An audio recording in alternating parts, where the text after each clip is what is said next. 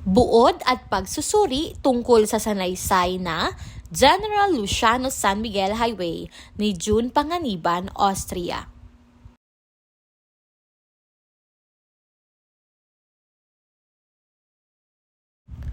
Alam ba ninyo na may mga bayani tayong hindi masyadong nabibigyan ng pansin sa ating kasaysayan?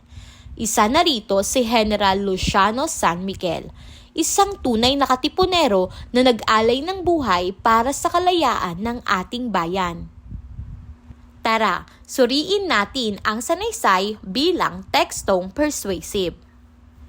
Ipinapakita ng sanaysay ang kabayanihan ni General Luciano San Miguel, isang lider ng revolusyonaryo mula sa Cavite na patuloy na lumaban sa Amerikano kahit karamihan sa mga pinuno ng revolusyon ay sumuko na. Binibigyang diin dito ang kanyang tapang at katapatan sa bayan. Pagpapatuloy sa diwa ng katipunan kahit halos lahat ay sumuko na, at ang kanyang pagkamatay bilang simbolo ng sakripisyo para sa kalayaan. Layunin ng may akda na hikayatin ang mambabasa na kilalanin at igalang si General Luciano San Miguel.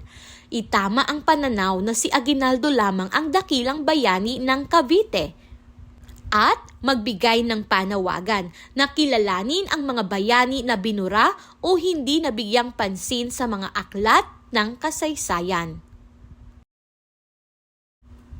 Narito naman ang damdamin ng sanaysay.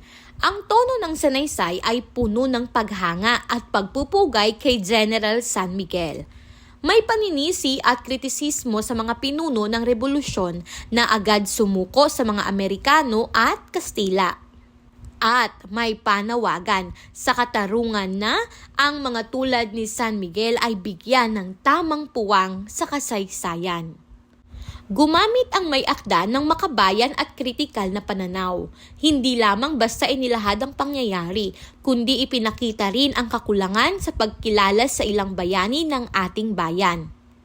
Pinakita rin ang kontra-pananaw Aguinaldo versus San Miguel upang maipakita ang mas mataas na antas ng sakripisyo ni San Miguel.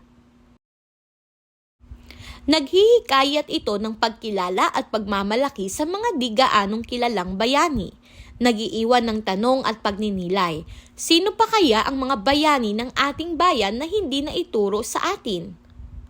Gayun din, nagbibigay inspirasyon sa kabataan na ipagpatuloy ang diwa ng makabayang paglilingkod.